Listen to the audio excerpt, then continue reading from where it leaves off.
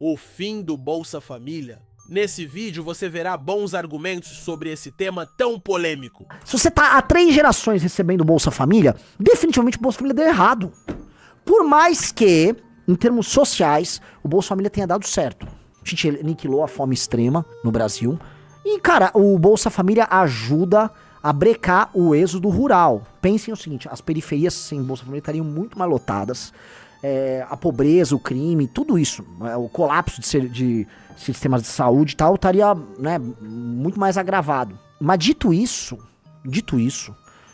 a situação não dá pra ficar como tá, porque a gente tá virando o país disso. Tem um vídeo que tá rodando, até daquela Maria Fernanda, tem um vídeo dela rodando, em que ela tá reagindo a um cara, acho que é aqui em São Paulo, um caiçara, falando das bolsas que ele recebe. Não, é R$1.000 não sei o que, é R$500 não sei o que. Mas que é isso, cara? Mas que cacete é esse? Porque, assim, se você tenta trabalhar e produzir pra ter um mínimo de dignidade num país horrendo, você é tratado como um vilão, você tá permanentemente sendo taxado.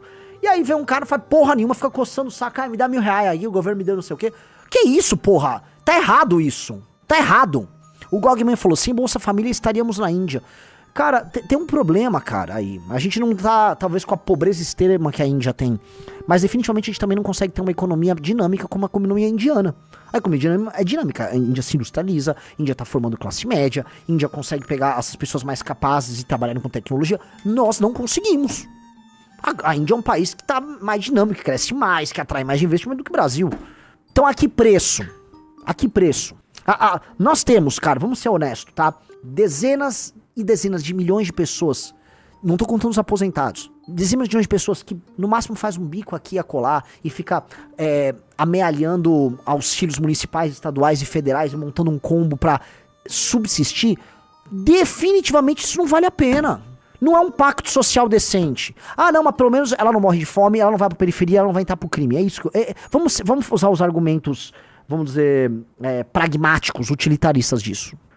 Se você for ouvir argumento, na prática, né? Tá, mas é esse o país que você quer viver? Em que uma parte da população, então, é como se ela fosse um problema, então você joga um dinheiro pra ela e taca ela, deixa ela encostada num canto, vivendo um ciclo de nada, porque aí, né, o Estado, já que porque assim, ó, entenda o seguinte, essa pessoa super pobre, já que ela é tratada assim, ela não serve meio que pra nada, né, ela é muito pobre, então, ela não precisa ter educação, então eu vou fingir que eu dou educação, enquanto isso emprego um monte de gente com isso. Eu vou fingir que eu dou saúde, enquanto isso emprego um monte de gente e desvio muito dinheiro nisso. Eu vou fingir que eu ponho saneamento. Eu vou fingir que eu administro os interesses dela. Você não faz porra nenhuma, porque você no fundo assim, ó, é o seguinte, fica se arrastando aí, toma um dinheiro, cala sua boca. E é isso. Então, se o pacto brasileiro é esse, vai tomar no cu. Que bosta de pacto é esse? O Neto falou, Bolsa Família é um paliativo e não uma solução. Exatamente. Só que no Brasil o paliativo vira, né? Hoje o normal é o paliativo. E nós temos que aceitar essa porra. Quer ver? Dá um play nesse vídeo aí. É no Rio, né? Parece que é em Niterói. Aluguel social. Porque aqui em Niterói, eu ganho da prefeitura aqui R$1.002 de aluguel social. Aí eu ganho mais 600 do auxílio. 1.600.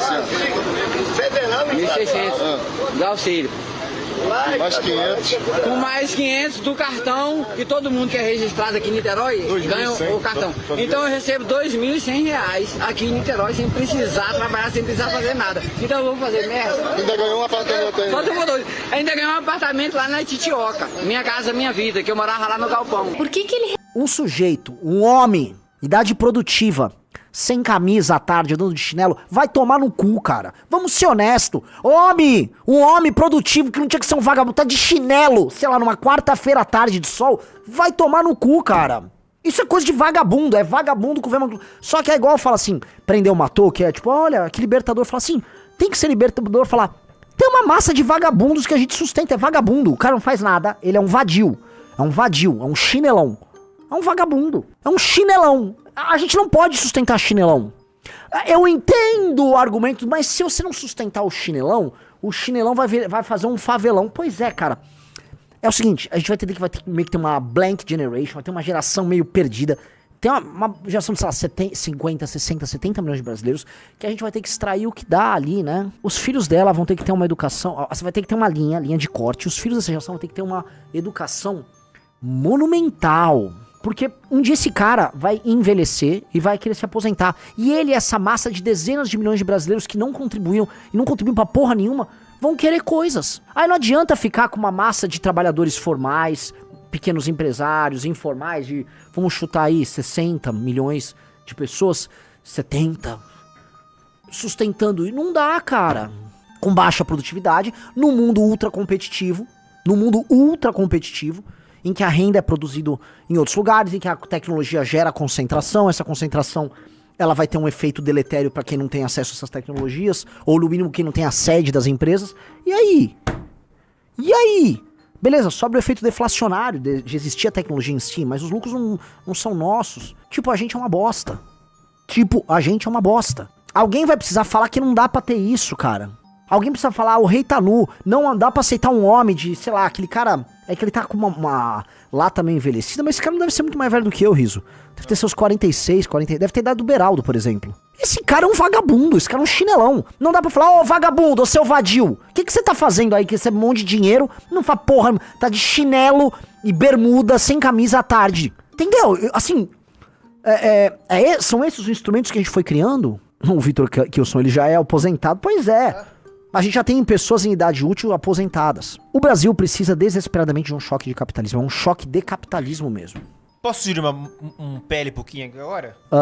Assim como a gente deveria ter um teto de gastos, de salário, de auxílios no judiciário, devia ter um teto de assistencialismo. Porque um cara desse recebe mais do que o salário mínimo. É óbvio, isso é um absurdo. Isso é completamente absurdo. Um cara não fazer nada e receber mais do que um trabalhador. Só que a discussão no Congresso, não, 6 por 1, do não sei o que, 6 por 1, do não sei o que. Lembra que eu falei? Isso é conversa de louco, isso é papo de maluco. Não à toa veio de quem veio, né? Não à toa veio daquela figura grotesca. Não bota o botão, aperta o botão. Se eu não cito o nome, é melhor. Não à toa veio daquela aberração. Não, é que você aperta o botão, aí fica, né, fica um pouquinho processável. Porque igual quando eu falo do padre que gosta de comer moleque, que, né? Quando você não dá o nome, aí você pode falar a verdade. Ou aquele padre que gosta de comer moleque, ou aquela aberração que fica reclamando lá em Brasília. A gente tem que criar... o Brasil tem que ter políticas sociais? Precisa. Mas todas as políticas sociais nossas têm que ser baseadas em mérito e desempenho. Se você não empurrar a pessoa a melhorar, a política social é inócua, ela vira um vício. Vou dar um exemplo. Pé de meia da Tabata Amaral. Cachorrinho caramelizado. Olha só, eu gosto. Beba água. Se hidrate. Vou beber. Me hidratou. Se hidratou, é importante. Pé de meia, Tabata, cashback educacional Guto. Pé de meia. Exista. Esteja matriculado. Toma um dinheiro aí. O do Guto, cashback. Desempenho, presença e comportamento. Presença, comportamento, desempenho. Aí você tem uma dedução de impostos estaduais para a sua família. Ou seja, o que a família viu? Ô, Cleito, vem aqui, Cleito. Você viu que eu posso ganhar um dinheirinho aqui? Ô, Cleito, calma. Ô, Cleito, tira umas notas altas. Vai estudar, Cleito. O que você tá fazendo aí no Tigrinho, Cleito? Cleito, vai estudar, Cleito.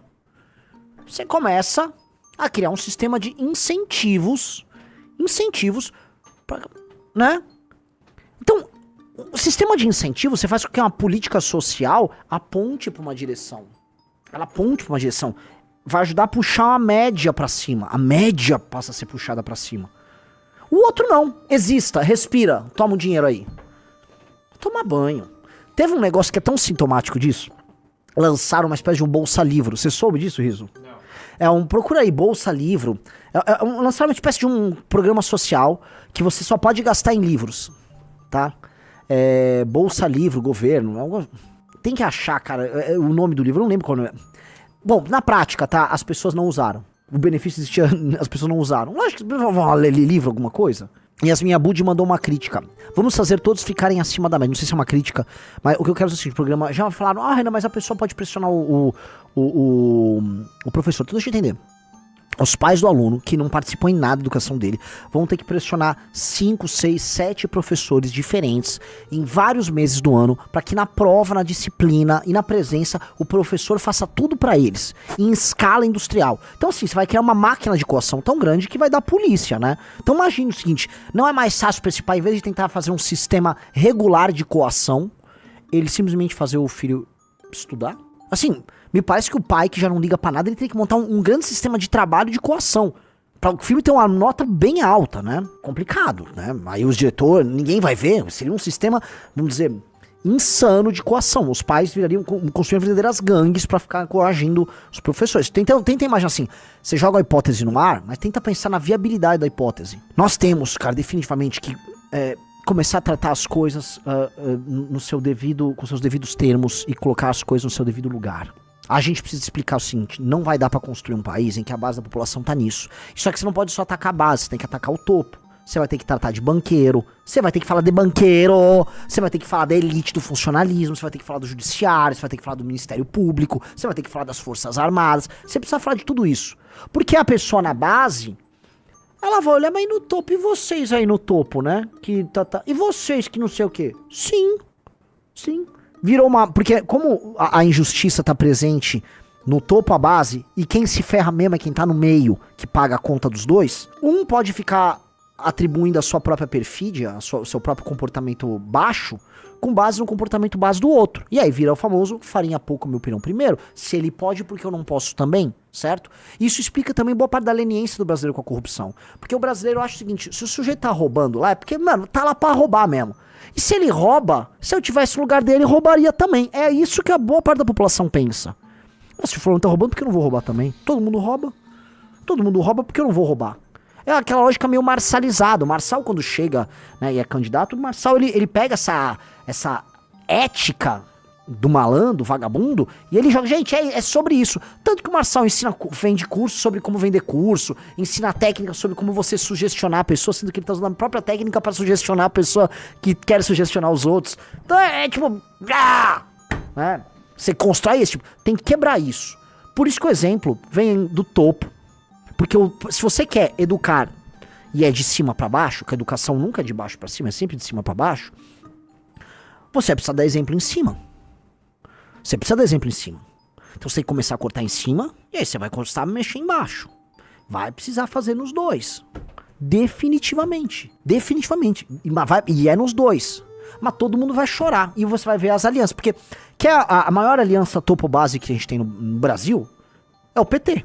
O PT representa os interesses do alto funcionalismo e de um lumpesinato, né? De uma base social muito pobre. Então eles fazem uma aliança. A aliança do PT é o seguinte: eu tenho aqui a elite do funcionalismo parasitária, sindicalizada, aliadíssima, a mulher que tem 3 filhos, recebe Bolsa Família e fala: pai Lula, é a papai Lula, eu te amo, papai Lula. É essa aí, abraçada com Barnabé, que prestou um concurso na área de não sei o que, ganha acima do teto constitucional e vai em Brasília fazer lobby com o deputado pra manter o privilégio do setor dele, tá? Essa aliança topo-base, ela se baseia no seguinte: alguém precisa pagar a conta. Adivinha quem é? Quem é, Rafael Almeida Rizzo? O Pedro, que é um cara de classe média que só queria trabalhar e tocar a vida dele. E se iludir que ele vai comprar um carro, uma casa, ele não tá comprando nada, ele tá lascado. Esse cara, né, esse contrato social, tá bem na cara, né, o que tá acontecendo. E esse cara, que é o cara da classe média, ele tá pagando a conta. Este foi Renan Santos, e para mais análises como essa, se inscreva no canal.